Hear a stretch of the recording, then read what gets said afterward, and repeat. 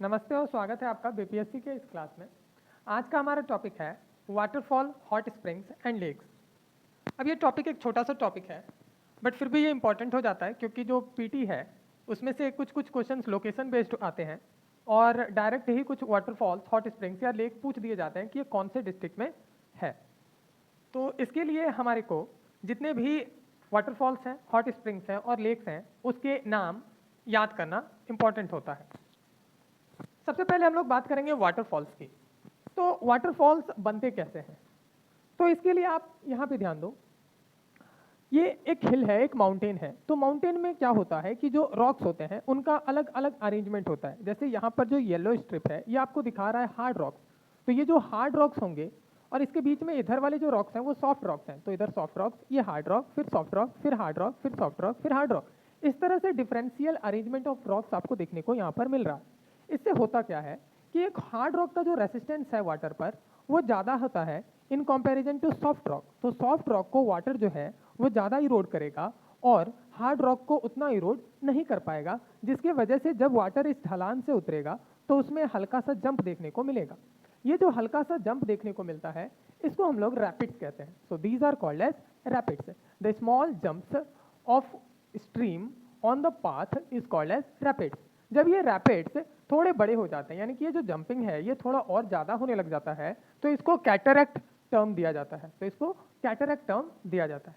अब क्या होता है कि धीरे धीरे ये जो वाटर या ये जो स्ट्रीम है ये डाउनहिल आएगा, तो ये धीरे धीरे इरोजन करेगा और जो सॉफ्ट रॉक्स हैं वो अंदर जाते जाएंगे। हार्ड रॉक्स वैसे के वैसे, यानी कि in comparison to the soft rocks, जो हार्ड रॉक्स हैं उनका इरोजन कम होगा और कुछ ऐसा सा स्ट्रक्चर बन जाएगा। तो आप देख रहे हो ये हार्ड रॉक है, इसका जो इरोजन है वो कम हुआ है। यहाँ पर सॉफ्ट रॉक है, इसका इरोजन ज़्यादा हुआ है। यहाँ पर हार्ड रॉक है, इसका इरोजन कम हुआ है। इस वजह से एक सडन फॉल आता है स्ट्रीम में, और जब ये एक सडन फॉल आता है उसी से बनता है हमारा वाटरफॉल। उसी से क्या बनता है?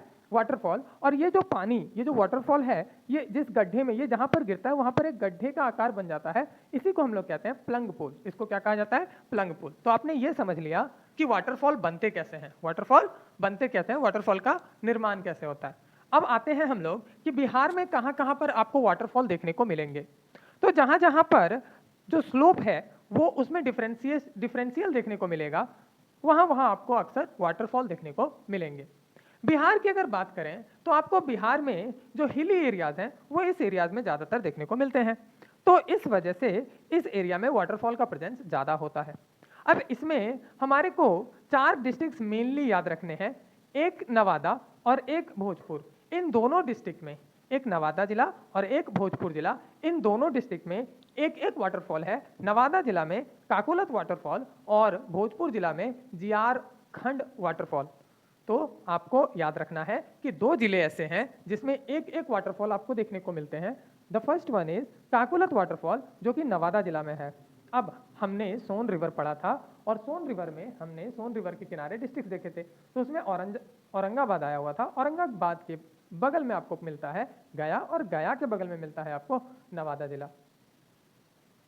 तो नवादा जिला में आपको एक वाटरफॉल देखने को मिलता है जिसका नाम है काकोलत वाटरफॉल। तो काकोलत वाटरफॉल नवादा और भोजपुर जिला में आपको मिलता है जियार खंड वाटरफॉल। तो जियार खंड नाम का जो वाटरफॉल है ये आपको कहाँ दिखता है? तो भोजपुर में दिखता है।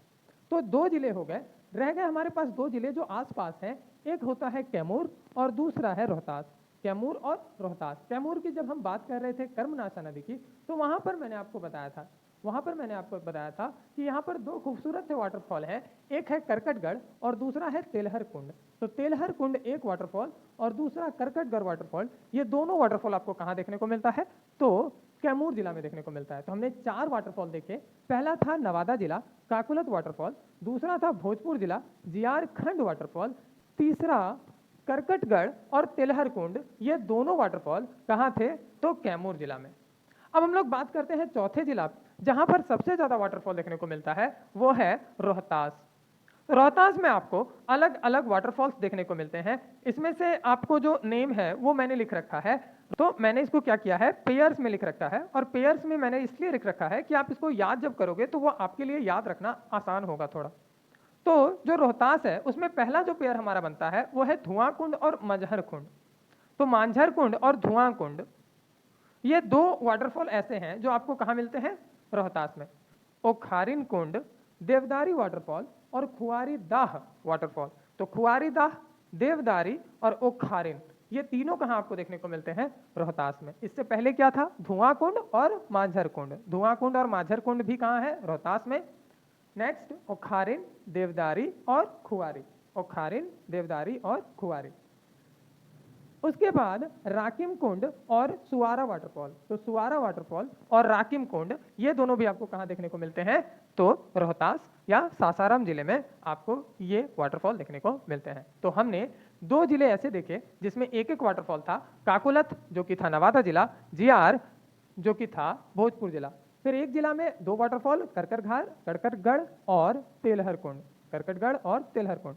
उसके बाद हमने देखा 232 धुआं कुंड और मांझर कुंड, धुआं कुंड और मांझर कुंड, ओखारिन कुंड, देवदारी और खुआरी। ओखारिन, देवदारी और खुआरी। और आखिरी में राकिम कुंड और सुवारा वाटरफॉल। राकिम कुंड और सुवारा वाटरफॉल। तो दो दो था, धुआं कुंड और मांझर कुंड और राकिम कुंड और सुवारा वाटरफॉल। तो ये हमारा दो दो का पेयर हो गया। और एक तीन हमने देखा, वो है ओखारिन, देवदारी और खुआरी दा। इसी के साथ हमारा जो ये वाटरफॉल का सेक्शन है ये खत्म होता है। नेक्स्ट हम लोग देखते हैं हॉट स्प्रिंग्स। तो हॉट स्प्रिंग्स का जो फॉर्मेशन है वो कैसे होता है?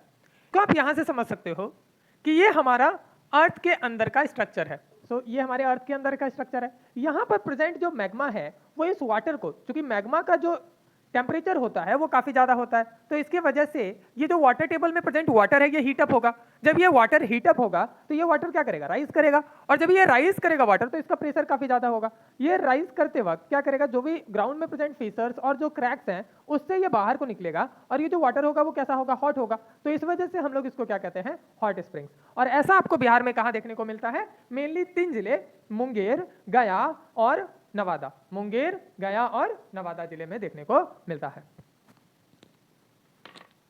तो हमने इससे पहले वाटरफॉल देखा था, उसमें हमने 4 डिस्ट्रिक्ट्स की बात की थी।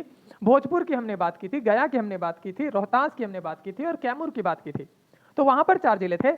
लेकिन हॉट स्प्रिंग्स की बात की जाए तो ये मुख्यतः आपको 3 जिलों में देखने को मिलता है। पहला गया, दूसरा नवादा। तो दोनों आसपास के जिले हैं, गया और नवादा। उसके बाद एक मुंगेर जिला में। अब इसके नाम्स हैं, तो कुछ कुछ हॉट स्प्रिंग्स के आपको यहाँ पर नाम दे रखे हैं। आपको इन नामों को याद रखना है। अब आप कैसे याद रख सकते हो? तो यहाँ वाला याद रखना थोड़ा इजी हो जाता है। आप रामायण के कैरेक्टर से याद रख सकते हो कि रामायण से रिलेटेड जो भी कैरेक्टर्स के नाम आ रहे हैं, अगर उससे कोई हॉट स्प्रिंग्स है तो वो कहाँ आपको देखने को मिलेगा? वो आपको मुंगेर में देखने को मिलेगा। जैसे ये लक्ष्मण कुंड, और लक्ष्मण से मिलता जुलता लक्ष्मीश्वर कुंड। तो लक्ष्मीश्वर और लक्ष्मण कुंड दोनों आपको कहाँ देखने को मिला? मुंगेर जिला में। इसी के साथ सीता कुंड, ऋषि कुंड और रामेश्वर कुंड, दोनों तीनों जो है इसके नाम जो है वो किससे लगते हैं? रामायण के कैरेक्टर से लगते हैं। तो सीता कुंड, ऋषि कुंड और रामेश्वर कुंड, ये तीनों नाम, सीता माता, ऋषि तो प्रेजेंट होते ही हैं रामायण में, बहुत सारे हैं, और श्री राम के नाम पर रामेश्वर कुंड। तो सीता, ऋषि और रामेश्वर कुंड, इन तीनों के नाम आप कहाँ याद रख सकते हो? मुंगेर में याद रख सकते हो। और एक आखिरी आपको याद रखना है जन्म कुंड। तो कितने हो गए? 3 सीता कुंड, ऋषि कुंड और रामेश्वर कुंड, 3 लक्ष्मण कुंड और लक्ष्मेश्वर कुंड, 2, 5 और एक जन्म कुंड हमने पढ़ा।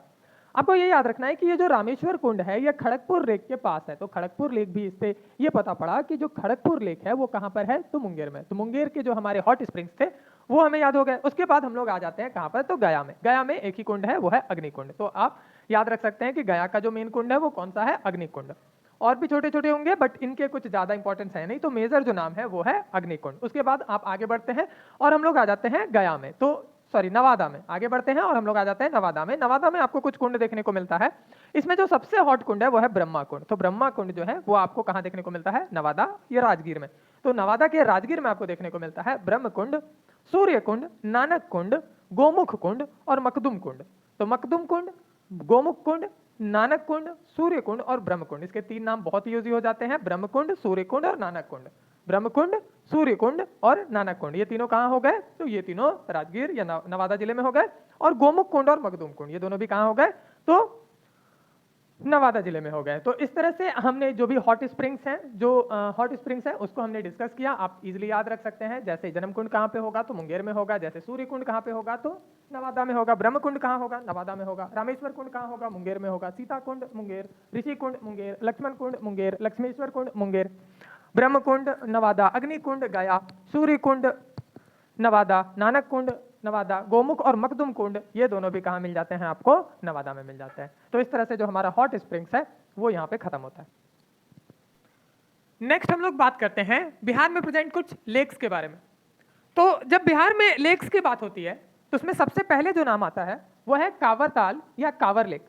कांवर लेक एक ऑक्सबो लेक है। अब ये ऑक्सबो लेक क्या होता है और कैसे बनता है इसको हम लोग समझेंगे। उससे पहले आप ये समझो कि इसका लोकेशन क्या है। इसका लोकेशन है बेगूसराय। इसका लोकेशन कहाँ पर है? तो बेगूसराय। अब आप इसको अगर देखो तो हमने यहाँ पर गंडक को पढ़ा था, और जब हमने गंडक पढ़ा था तो हमने ये देखा था कि ये वेस्ट चंपारण से गोपालगंज, गोपालगंज से ईस्ट चंपारण, ईस्ट चंपारण से मुजफ्फरपुर, मुजफ्फरपुर से वैशाली जिला आती है, और वैशाली जिला के ही बगल में है समस्तीपुर जिला। ये जो समस्तीपुर जिला जो है, यहाँ तक हमने देखा था कि मेन ईस्टर्न कैनाल जो है वो समस्तीपुर जिला तक आती है। ये समस्तीपुर जिला के ही बगल में आपका देखने को मिलता है बेगूसराय जिला। कौन सा जिला? बेगूसराय जिला। ये हमने गंगा के पाथ में भी हमने इस बेगूसराय जिला को ट्रैक किया था। तो ये जो कांवर झील है या कांवर ताल है ये बेगूसराय में स्थित है। इसके जस्ट आप ऊपर देखोगे तो ये छोटा सा प्लेस है। ये जो प्लेस है ये समस्तीपुर जिला का एरिया पड़ता है। तो वैशाली जिला के जस्ट बगल में समस्तीपुर पड़ता है। इसका थोड़ा सा एरिया आप यहाँ पे देखो तो समस्तीपुर, और यही समस्तीपुर का जो है वो एरिया है। यहाँ पर अगर हम कार्व करें तो यहाँ पर समस्तीपुर जिला जो है वो बन जाएगा। अब इसका मतलब ये बेगूसराय के जस्ट पास में समस्तीपुर, ये समस्तीपुर पूरा यहाँ तक आता है, और इसके जस्ट ऊपर आपको देखने को मिलता है दरभंगा जिला, और दरभंगा के जिला के ऊपर, दरभंगा जिला के जस्ट ऊपर आपको देखने को मिलता है मधुबनी जिला, जो कि नेपाल से लगती है। तो मधुबनी जिला, इसके नीचे आपको दरभंगा, दरभंगा से नीचे आपको देखने को मिलता है समस्तीपुर, और समस्तीपुर से फिर यहाँ पर आपको देखने को मिलता है बेगूसराय। बेगूसराय में क्या है? तो कांवर लेक। बेगूसराय में कौन सा लेक है? कांवर लेक। अब हम लोग बात करते हैं ये कांवर लेक बनी कैसे। तो कांवर लेक जो है वो बूढ़ी गंडक के पाथ से अलग होकर के बनी है। बूढ़ी गंडक के पाथ से अलग होकर के ये झील जो है इसका निर्माण हुआ है। हम लोग अगर बूढ़ी गंडक की बात करें तो ये समस्तीपुर जिला ये मियांड्रिंग पाथ को फॉलो करती है। ये कैसे पाथ को फॉलो करती है? मियांड्रिंग पाथ को फॉलो करती है, यानी जिग जैग करते हुए ये आती है। आपको यहाँ पर सिर्फ दो जिले याद रखने हैं कि ये बूढ़ी गंडक नदी पहले समस्तीपुर, समस्तीपुर से ये बेगूसराय, बेगूसराय से फिर ये खगड़िया जिला जाती है। तो बेगूसराय से ये कौन से जिला में जाती है? खगड़िया जिला में जाती है। और यहीं पर बेगूसराय में ये जो बूढ़ी गंडक मियांड्रिंग करते हुए पास होती है, तो पाथ चेंज करने की वजह से मियांड्रिंग करता हुआ जो ओरिजिनल पाथ है उससे ये अलग हो गया, न्यू वाला पाथ। इससे निर्माण हुआ किसका? जो ओल्ड पाथ है उस पे जो मियांडर्स थे उसमें पानी भर गया, और इससे निर्माण होता है कांवर ताल झील का या कांवर लेक का। ये बिहार का एकमात्र रामसर साइट है। ये बिहार का एकमात्र रामसर साइट है। रामसर साइट्स क्या होते हैं? तो रामसर नाम की एक जगह पर, रामसर नाम की जगह पर क्या हुआ था? तो एक कॉन्फ्रेंस हुआ था या कन्वेंशन हुआ था जिसको हम लोग रामसर कन्वेंशन से के नाम से जानते हैं। और रामसर कन्वेंशन में क्या हुआ था कि जो वेटलैंड हैं वर्ल्ड के, इनको प्रिजर्व किया जाए क्योंकि ये रिच बायोडायवर्सिटी को सपोर्ट करते हैं। तो वर्ल्ड के कुछ गिने चुने जगहों को मार्क किया जाए या कुछ गिने चुने वेटलैंड को मार्क किया जाए रामसर वेटलैंड या रामसर साइट्स के रूप में, और फिर इनको प्रिजर्व किया जाए। तो यहाँ पर यानी कि बिहार में एक वेटलैंड पड़ता है जो कि है कांवरताल लेक या कांवरताल झील। ये एक ऑक्सबो लेक है, मैंने बताया, ये बूढ़ी गंडक से ये बना हुआ है, और ये बिहार का एकमात्र रामसर साइट है। उसके बाद जब हमने यहाँ पे लोकेशन की बात की तो हमें पता पड़ा इसके पास समस्तीपुर, और समस्तीपुर के पास आपको क्या मिलता है? दरभंगा। तो दरभंगा में भी आपको दो लेक देखने को मिलते हैं। एक तो है हरही पौंड, एक कौन सा है? तो हरही पौंड, और दूसरा है कुकेश्वर स्थान लेक। अब कुकेश्वर स्थान लेक जो है वो एक बर्ड सेंचुरी भी है। तो आपको याद रखना है कि कुकेश्वर स्थान लेक भी है और एक बर्ड सेंचुरी भी है। और साथ ही दरभंगा में कुकेश्वर स्थान के साथ एक और लेक देखने को मिलता है जिसका नाम है हरही पौंड। तो हमने दो जिलों की यहाँ पर बात की और तीन लेक की बात की। पहला बेगूसराय में कांवर ताल झील या फिर कांवर लेक, दूसरा हमने दरभंगा में देखा दो लेक्स, कुकेश्वर स्थान लेक और हरही पौंड। और ये जो कुकेश्वर स्थान है ये क्या है? ये एक बर्ड सेंचुरी भी है। साथ में यहाँ पर आप देखोगे तो सहरसा जिला पड़ता है। यहाँ पर भी एक छोटा सा लेक है जिसका नाम है सिमरी लेक। तो सिमरी लेक या इसको सिमरी बख्तियारपुर लेक भी बोला जाता है। तो सिमरी बख्तियारपुर लेक भी इसको बोला जाता है। और ये लेक कहाँ पड़ता है? तो सहरसा जिला में। सहरसा जिला में आपको बख्तियारपुर सिमरी लेक देखने को मिलता है।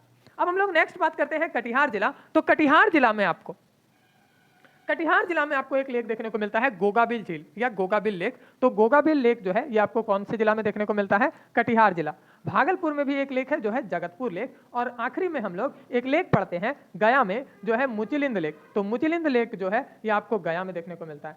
तो हमने इस तरह से बिहार में पढ़ने वाले जो लेक है उसको डिस्कस किया। एक लेक यहाँ पे रह जाता है वो है सागर पोखर। तो सागर पोखर जो है ये पश्चिम चंपारण में पड़ता है। तो सागर पोखर लेक ये पश्चिम चंपारण, मुचिलिंद लेक ये गया, कुकेश्वर स्थान और हरही पौंड ये दरभंगा, सिमरी लेक सहरसा, कांवर ताल झील या कांवर लेक ये कहाँ मिला? बेगूसराय, गोगाबिल लेक ये कटिहार, और जगतपुर लेक ये भागलपुर में आपको देखने को मिलता है। यहाँ पर सहरसा जो है उसको आप देख लेना, ये सहरसा में आर रह गया है। तो इसी के साथ हमारा जो वाटरफॉल, हॉट स्प्रिंग्स और लेक का जो क्लास है ये यहाँ पर खत्म होता है।